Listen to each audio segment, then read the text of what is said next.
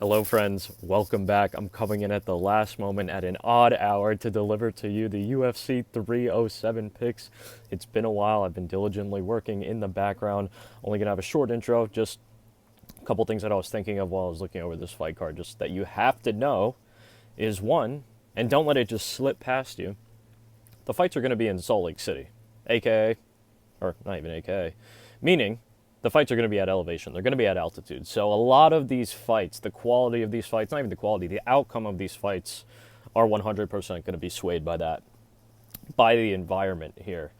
And I think it's going to kind of show its effects in every fight, but some fights more than others.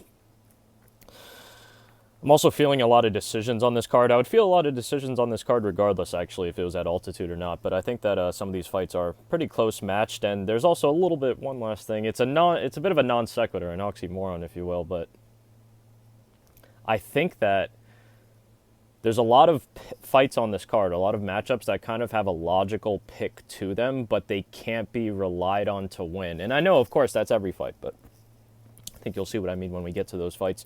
Starting off, early prelims, Tim Means versus Court McGee.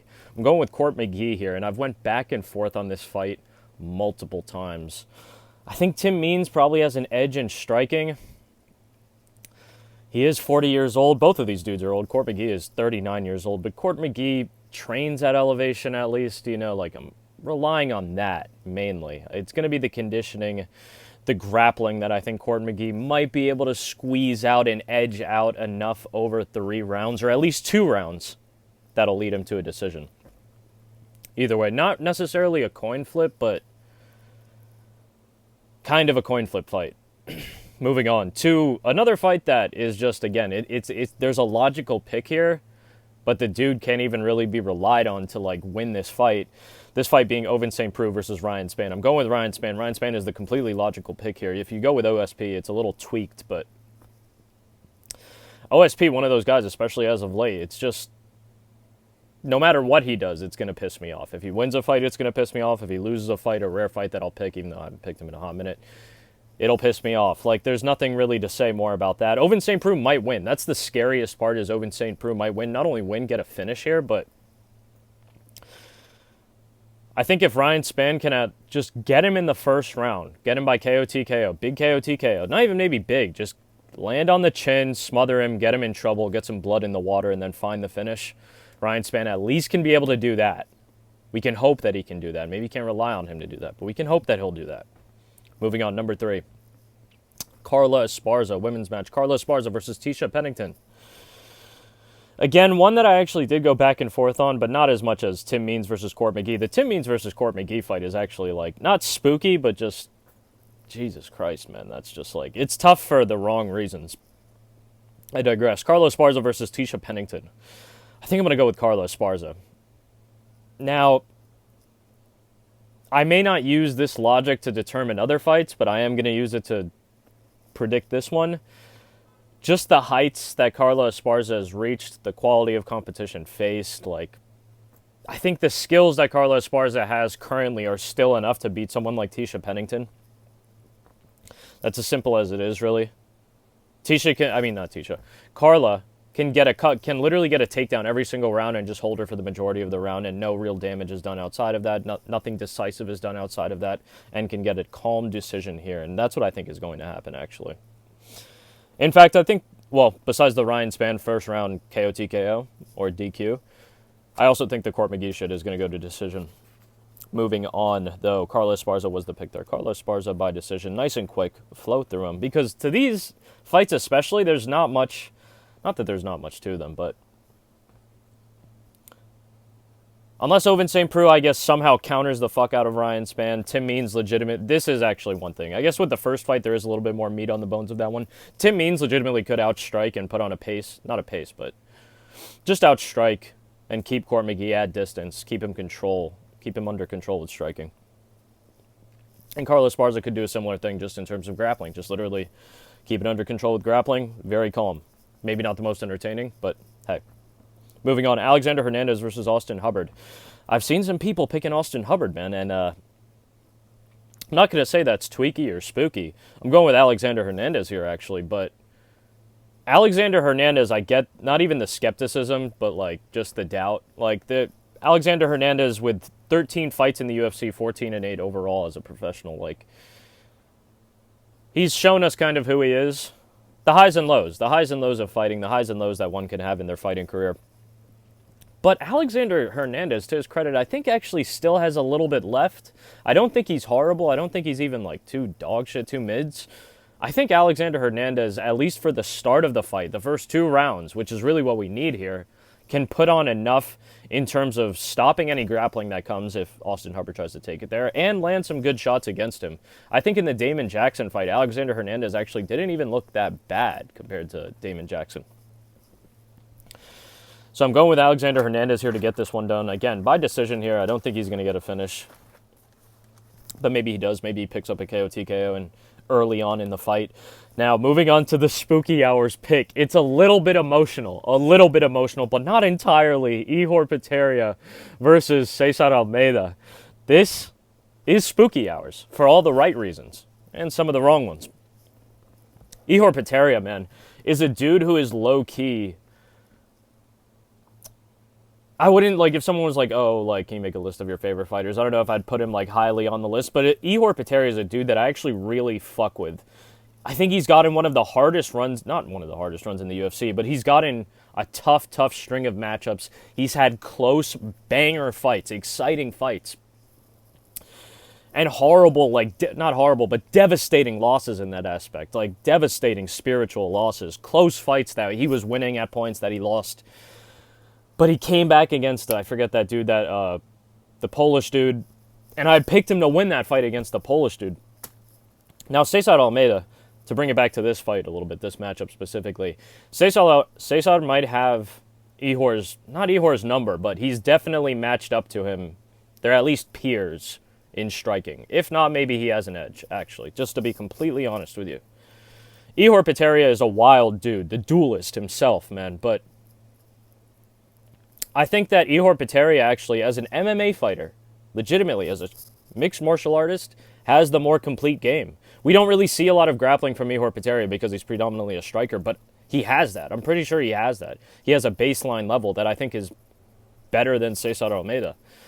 I think if Ihor Potieria needs to use that, maybe he will this time. I don't know why. It's just a hunch, really, if I'm being completely honest with you. The grappling aspect of that. But I don't think Ihor Potieria is, like, completely outclassed here on the feet. He might get knocked out in spectacular fashion. I hope not. Because that would probably be, maybe not probably, but there's a decent chance that might be the last that we see of Ihor Potieria. Because at that point, really what he has going for him in the UFC is the fact that he puts on exciting fights. Because he is 2-4 in the promotion currently, and a loss here would put him to 2-5, and that would not be good. And César's still green, man. He's not a green fighter by any means. Dude's an accomplished kickboxer, but as a mixed martial artist, especially in the UFC, 5-1, man, it's spooky hours here. And he has fought decent dudes, though. The Roman Kopylov fight, that's no slouch. It's not a walk in the park, man, and that was tough. He got his licks in on Roman Kopylov.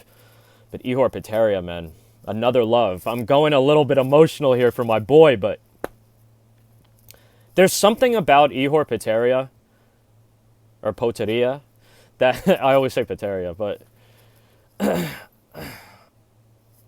there's something about Ihor. I can just never count him out. I just like the dude, man. I think there's something about his style, his fighting spirit. My son is the master of MMA, the master of hand-to-hand combat. I'm backing Ihor one last time at least, because this might be the last time. But if he wins, we're going on further, man. Let's go. Spooky hours. That's the spooky hours pick here. Ihor Potieria versus César Almeida. One of my more hyped up matchups. That's one of the fights that I'm really looking forward to. Moving on, Marina Rodriguez versus Iasmin Lucindo. Kind of spooky here. Massive age discrepancy. Massive age difference between these two fighters. A 15-year gap. Marina Rodriguez, 15 years senior. Iasmin Lucindo. The senior of Iasmin Lucindo. Excuse me. And they've both fought good comp.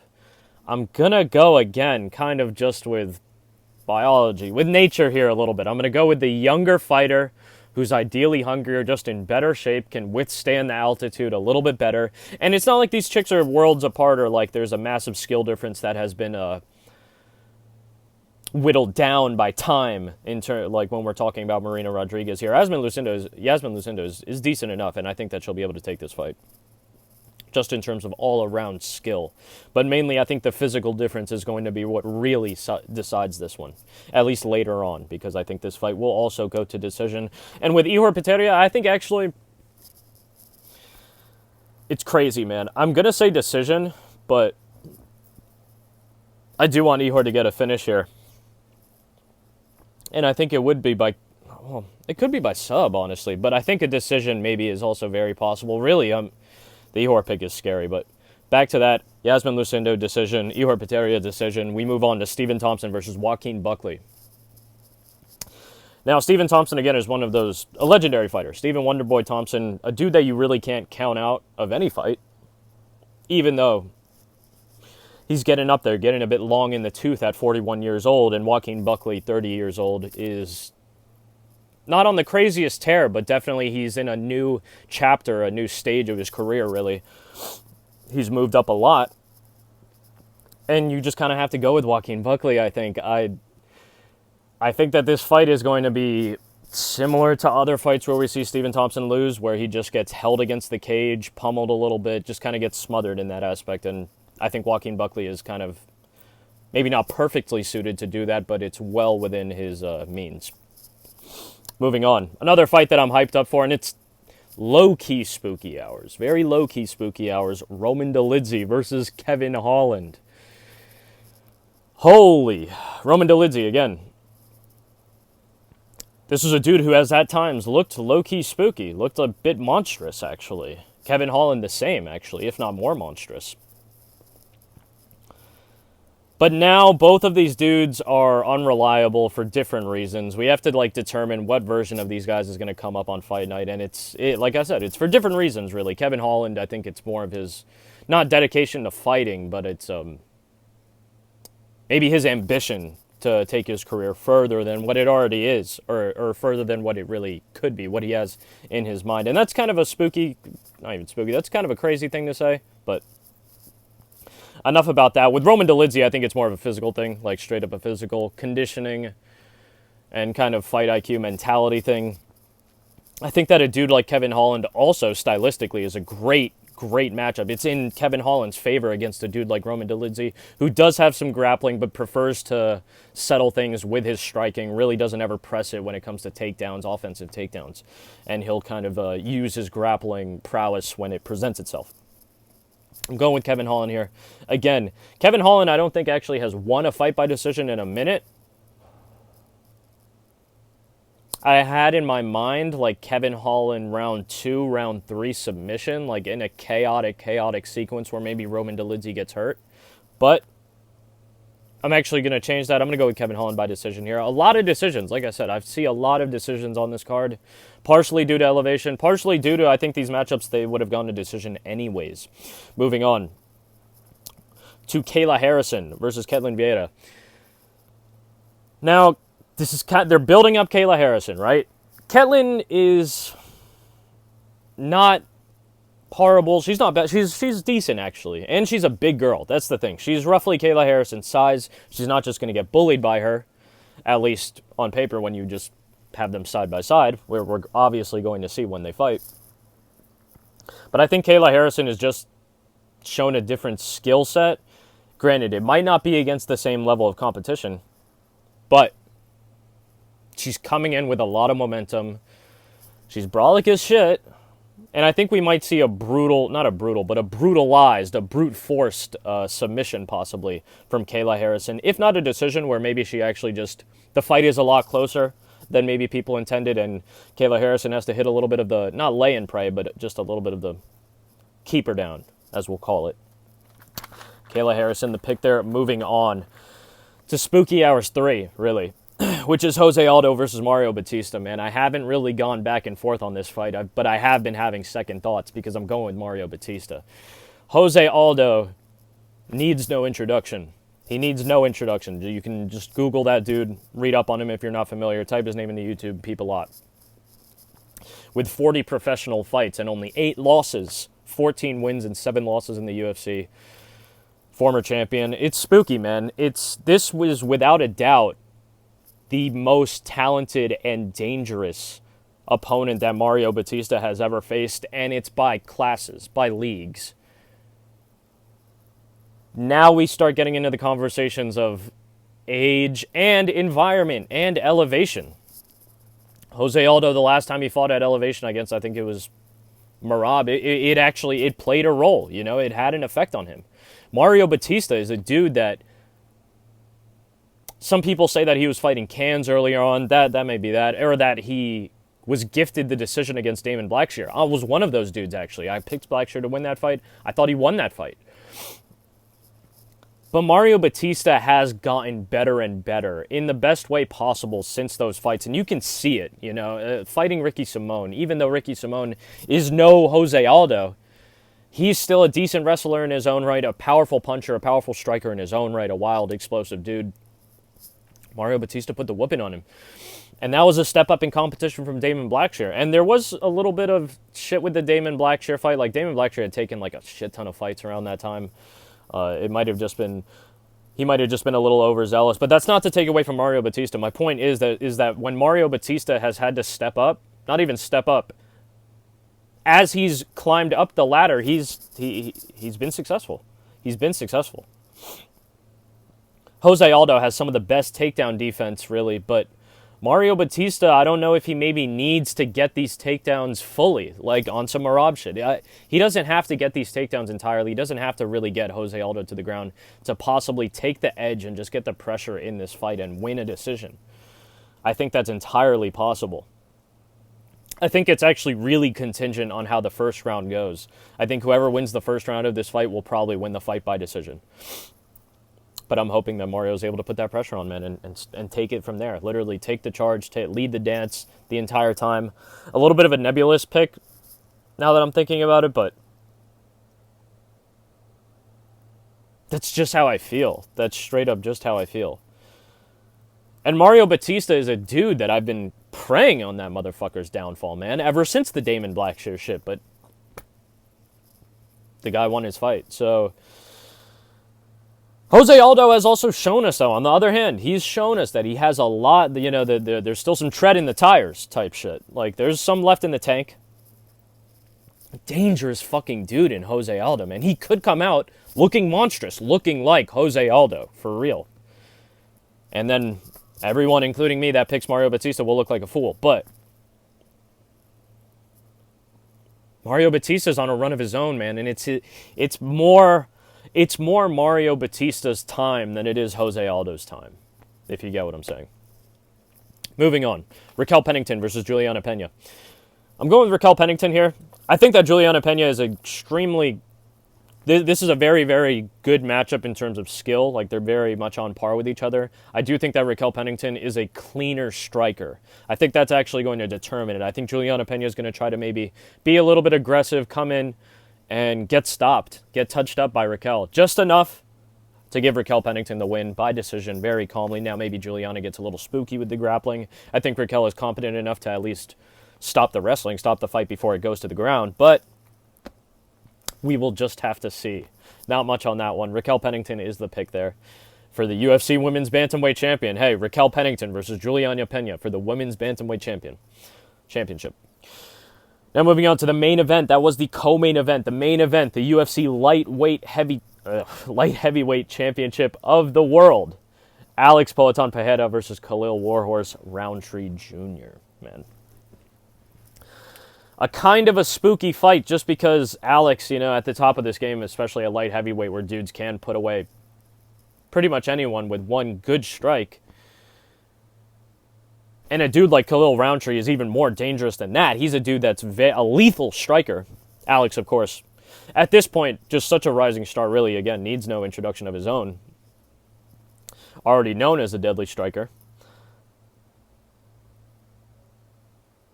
It's not Alex's first rodeo. Alex is the pick here, and I do think he's gonna knock out Khalil in round one, because I think that's just the most likely time it's gonna happen. If not, Actually, no. I'll take that back. Round 1 might actually be a little bit slower than people anticipate, unless both dudes start throwing just bombs instantly. Now, I'm not talking about getting into the slugfest. I'm just talking about every single shot that comes is coming with bad intentions.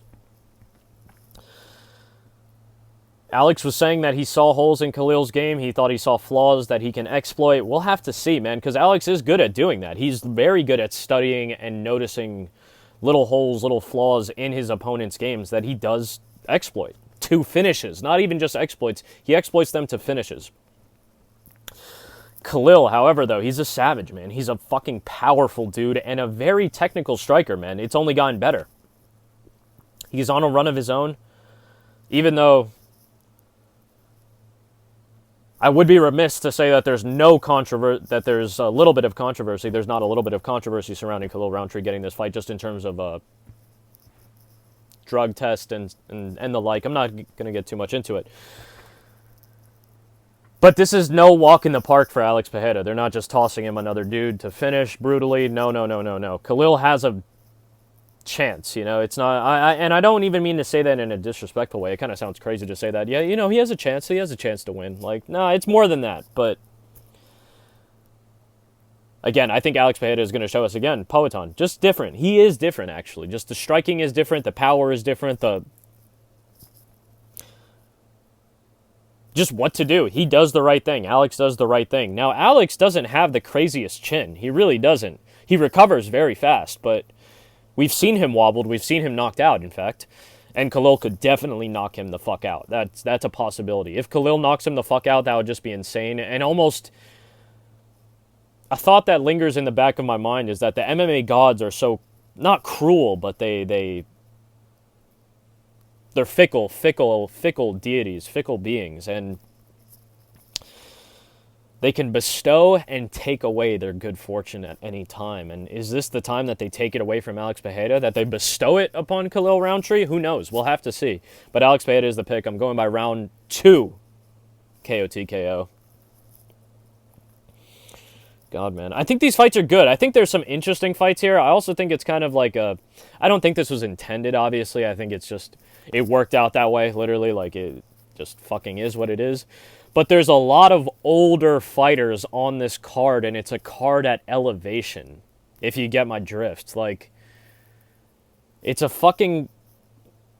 night of fights at altitude in Salt Lake City, and we have multiple 40-year-old, 40-plus, 38 and 38-plus-year-old fighters on the card. And that's not a bad thing. These dudes have to fight. They have to fight. That's their job. They're pro fighters, you know. We're looking forward to seeing some of them, such as Jose Aldo, coming in at 38 years old. A young 38 years old at that. But you get what I'm saying here? Like, I don't know if it's going to work out so well. Really, the fights might be great. They really just might be sloppy, though. That's the number one thing that happens when these fights are at altitude. The fights are just sloppier. They drag on. People get finished sometimes when they really shouldn't have gotten finished. Some people's finishing abilities leave them because they're dragged into deep waters just by the environment itself. But that's enough on that. Expect the first episode of Spooky Hours to come soon. 50 subscriber special. We're still working on that shit. That shit will come when it comes. Other content, too, actually coming on the way that I'm low-key training for. Actually, I have to prepare my body for it. Anything else? Obviously, the Smoky Hours Fight Companion will be on Saturday, probably half an hour, 15 minutes before the fight starts. The early prelims, of course, we always watch the early prelims, man. If you're missing the early prelims, you're only doing yourself a disservice, because honestly, we've been trying to... People are starting to catch on now, but really, the bangers, some of the only bangers on fight nights, not even fight nights, sometimes even pay-per-views, or the majority of the bangers literally come from early prelims. Not even prelims, early prelims. So we will be there nice and early to catch all of the fights. Thank you for watching. Subscribe for more content, because more content is on the way. Like the video if you like the video. Smash that like button. And smash that dislike button if you dislike the video. As always, thank you for watching. Much love. Big kiss.